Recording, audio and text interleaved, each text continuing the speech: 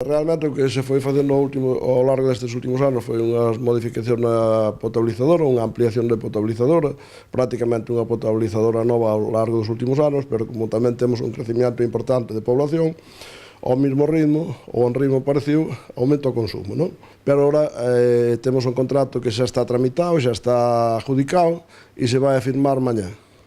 Entonces se vai a establecer un protocolo de actuación por parte da empresa onde vai a controlar perfectamente a potabilizadora e vai a controlar a red, por se a red ten algunha fuga e nos está dando demasiado consumo máis alá do correcto, para que a potabilizadora o poida aguantar mellor. Polo número de habitantes que temos e a potabilizadora, según os técnicos, debería de dar capacidade suficiente. De todas formas, hai que ter en conta que estamos tomando dun río sin ningún tipo de embalse. Eso, evidentemente, hai momentos en que a auga baixa moi turbia. Aquí acaban de facer o café pola mañá, toman o café con esa auga. Eu acabo de tomar un café pola mañá, entendo que temos todos os análises correctamente, porque así é como está establecido.